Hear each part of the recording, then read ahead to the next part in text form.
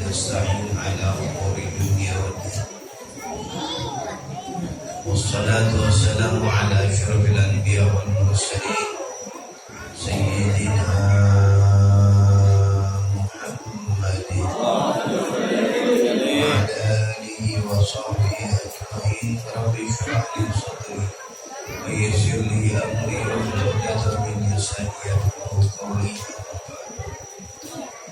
Para hadirin dan hadirat, khususnya para guru, para suku, para orang tua, Ustaz Amir, Bapak Ustaz Ibrahim, Ustaz Deden, Ustaz Ahmad Junaidi, Bapak RW kita, RW Papua, begitu juga Ketua RMK, di desa serta lain-lainnya daripada mereka, yang mudah-mudahan semoga mendapat bimbingan dari Allah Subhanahu wa Ta'ala dan senantiasa berpikir untuk memberikan manfaat kepada umat, kepada bangsa, sehingga menjadi simpanan di akhirat nanti. Amin ya rabbal alamin. Alhamdulillah, Allah panjangkan umur kita sehingga kita bisa kumpul di tempat ini dengan bersilaturahim, saling bermaaf-maafan, berziarah sesama kita, kumpul di tempat ini dan tidak mengumpulkan kita di tempat ini kecuali karena Allah Subhanahu wa Ta'ala. Karena perkumpulan yang didasarkan karena Allah Subhanahu wa Ta'ala itu mempunyai keutamaan dan kelebihan. Maka di sini Allah Subhanahu wa Ta'ala kumpulkan kita dalam rangka halal bihalal. Ya, halal bihalal dan sama-sama menghalalkan. Apabila kita punya salah, maka kita minta dihalalin. Apabila orang punya salah sama kita, kita halalkan. Saling nol bersih, maaf memaafkan. Dan inilah hati seorang muslim yang dibimbing oleh baginda Sayyidina Muhammad sallallahu alaihi wasallam. Gak punya dendam dan tidak mau ada kotoran-kotoran hati berupa dendam, benci, iri, dengki kepada seorang muslim. Itu rugi. Menyimpan kotoran, menyimpan bangke dalam hati, naudzubillah. Makanya nikmat dari Allah Subhanahu wa Ta'ala kita dapat berkumpul di tempat ini. Kemudian sekarang kita sudah masuk Syawal. Ya Allah, puasa Syawal 6 hari masih ada kesempatan karena kita masih di bulan Syawal. Karena yang namanya puasa Sita min Syawal 6 hari itu nggak harus di awal-awal. Pokoknya puasa di bulan Syawal, dan itu diperbolehkan. Maka setelah kita masuk bulan Syawal, kita tidak boleh terlena, tidak boleh terbawa oleh keadaan santai. Faidza faragta fansab. Selesai bulan Ramadan, maka ayo lagi semangat kita masuk bulan Syawal, masuk ke dalam aktivitas yang ada. Aktivitas apa? Kalau aktivitas ke dunia haji gak usah digaji, gak usah diajarin. Masing-masing sudah ada tanggung jawabnya, masing-masing sudah ada kerjaannya. Ini aktivitas di dalam mengisi kerohanian. Ini bangsa kita ini sedang perlu dengan bimbingan rohani. Bangsa kita ini perlu dengan nasihat-nasihat agama yang bisa dipraktekkan. kita tahu ini kemerdekaan bangsa ini adalah hasil perjuangan pahlawan-pahlawan kita dahulu yang mereka ikhlas, rela berkorban tanpa pamrih, bukan karena cari materi, bukan karena cari lain-lainnya, tapi mereka memperjuangkan itu karena Allah Subhanahu wa Ta'ala. Karena tanggung jawab seorang manusia di hadapan Allah, tanggung jawab seorang muslim di hadapan Allah Subhanahu wa Ta'ala yang kelak di akhirat akan diminta pertanggungjawaban. Kullukum mas'ul wa kullukum ra'in wa kullukum mas'ulun an ra'in. Setiap daripada kalian adalah pemimpin. Minimal pemimpin dalam diri kita, memimpin di dalam keluarga, memimpin dalam kawan-kawan, dan kepemimpinan itu akan diminta pertanggungjawaban di hadapan Allah.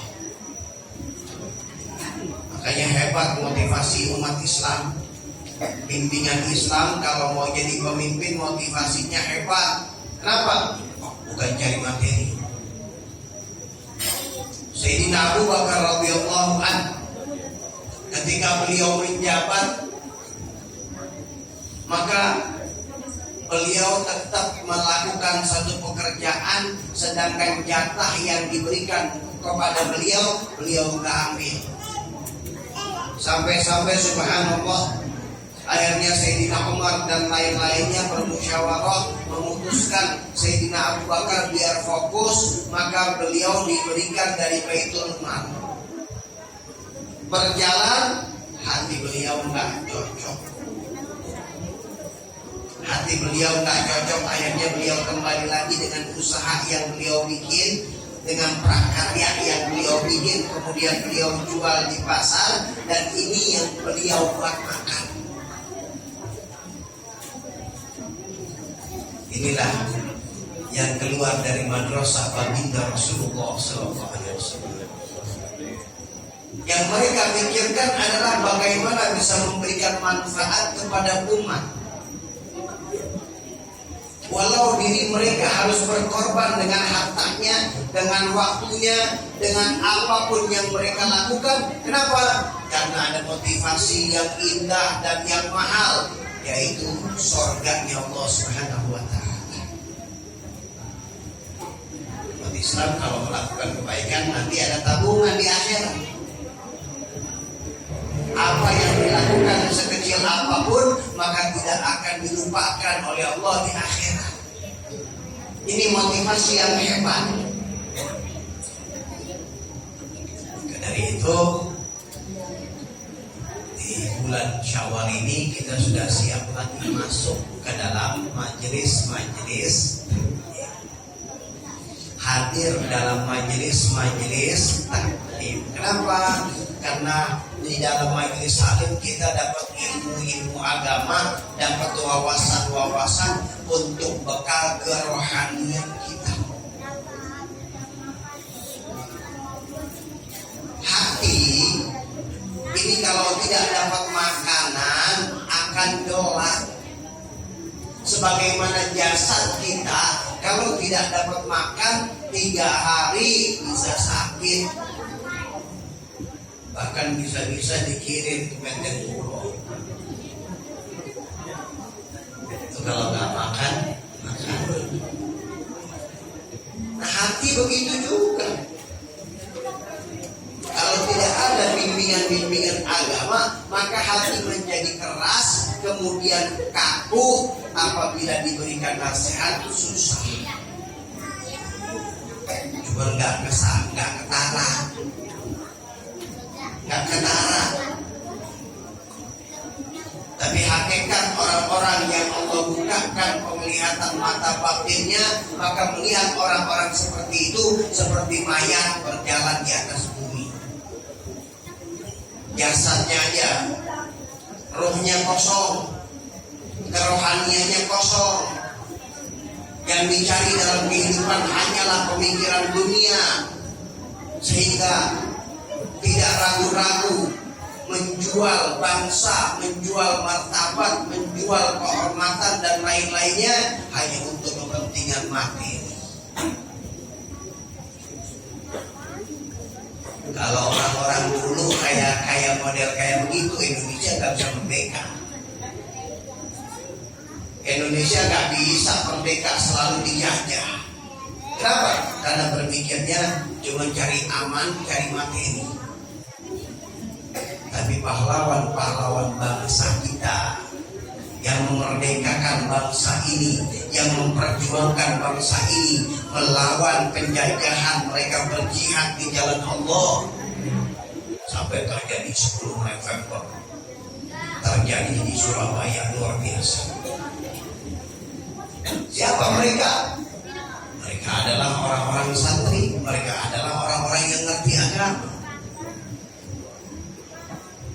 Mereka adalah orang-orang yang mendapatkan bekal agama, yang apabila seorang mempelajari agama dengan dipraktekkan, maka akan terlahir jiwa yang cinta tanah air.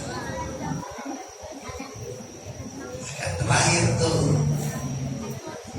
ya, jiwa cinta tanah air, cinta kebaikan akan lahir itu.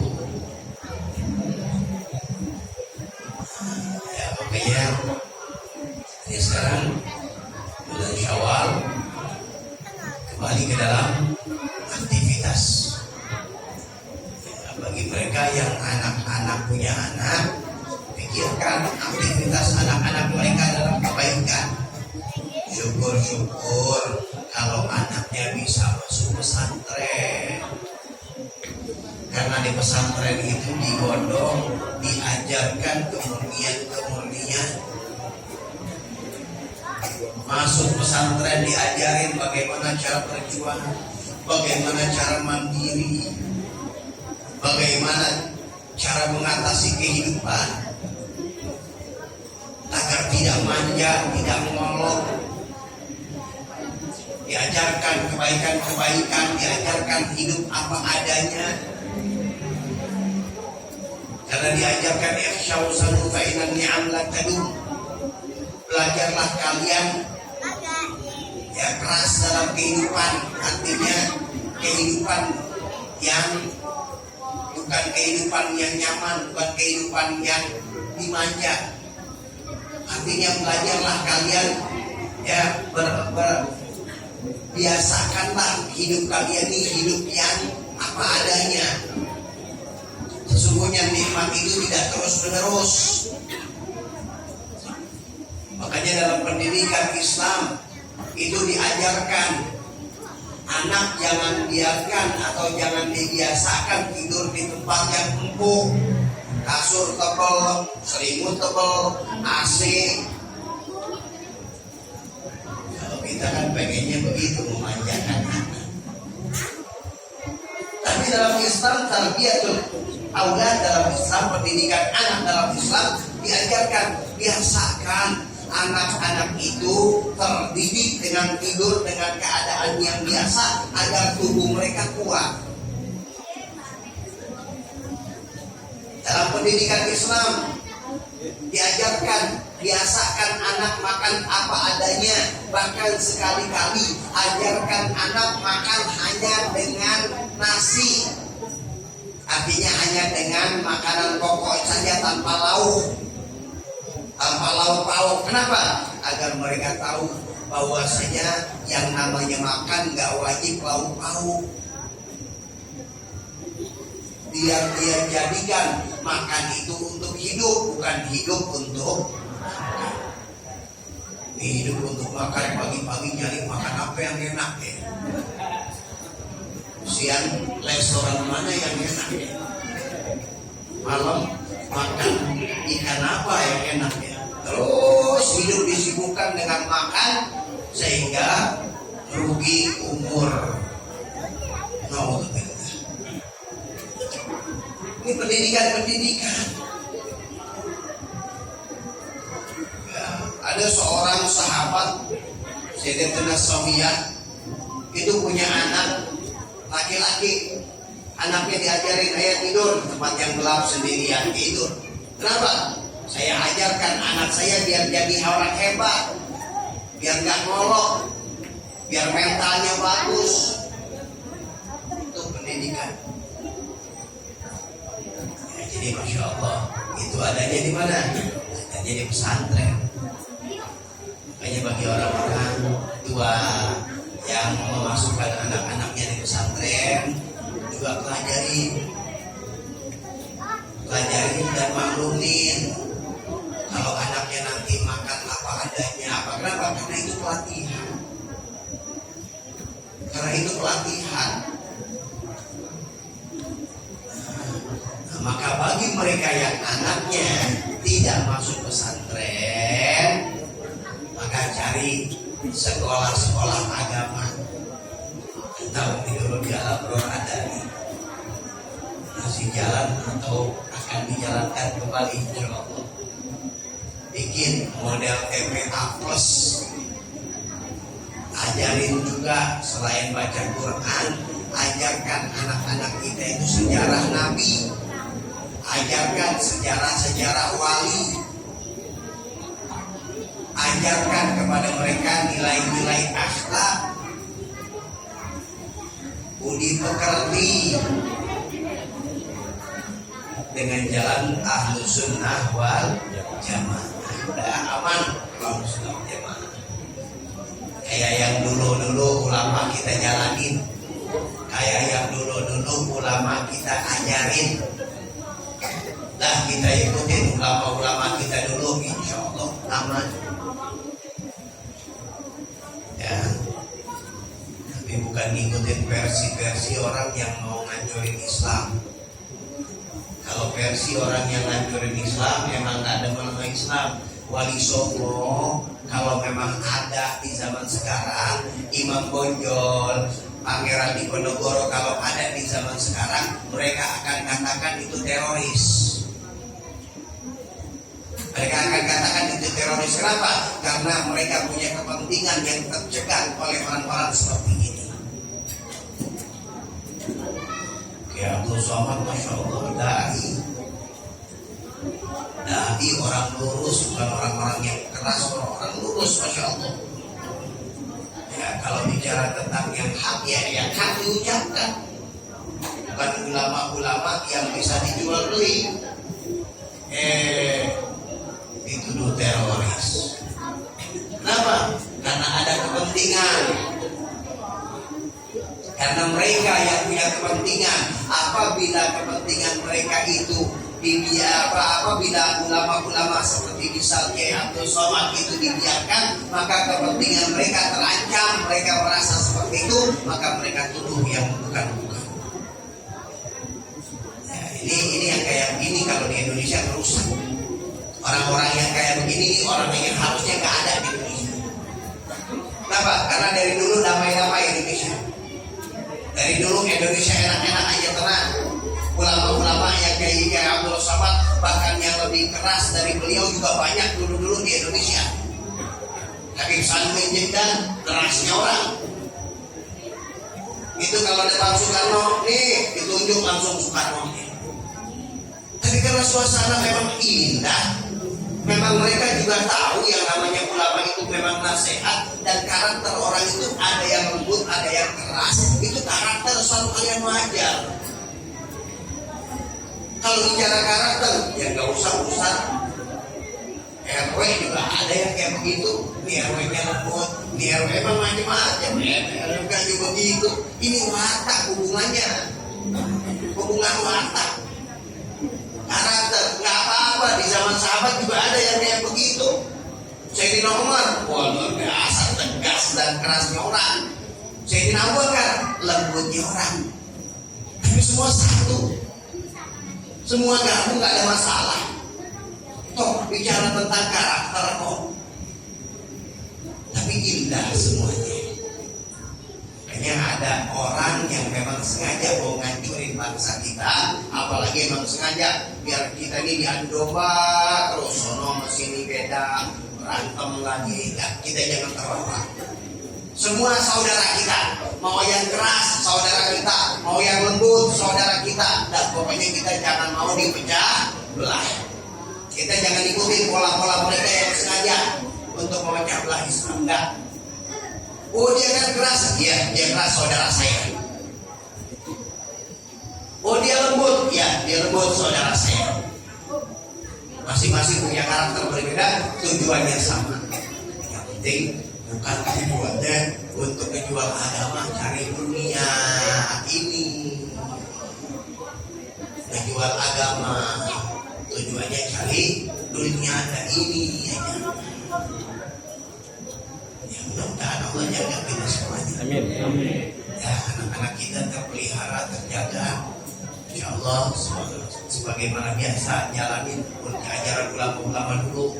Ulama-ulama dulu kita dulu di madrasah belajar sejarah Nabi, belajar sejarah Rasul, belajar sejarah ulama-ulama, tokoh-tokoh Islam diajarin, ya. Paling lagi, nah, yang nggak ada kesempatan paling tidak majelis salib yang ditinggal, ya diajarin, dihadirin majelis salib dengan hati yang baik, niat yang salehah, ya niat yang baik, insya Allah. Oh capek, nggak apa-apalah, aku sambil nyender misalnya, ya nggak apa-apa. Yang penting ada niat yang baik. Mudah-mudahan Allah Subhanahu Wa Taala maafkan dosa kita, jadikan kita semua orang yang minal aidin wal faizin, orang-orang yang kembali ke dalam kesucian dan orang-orang yang mendapatkan keberuntungan dunia dan akhirat. Panjangkan umur semuanya nih orang-orang yang ada semua, amin, yang ada semuanya, orang-orang tua yang ada, kita semuanya dipanjangkan umur, semoga afiyah dalam taat kepada Allah, dan apabila datang waktunya dalam keadaan husnul khatimah dan mendapatkan kegembiraan dunia dan akhirat. Amin ya rabbal alamin. Assalamualaikum warahmatullahi wabarakatuh.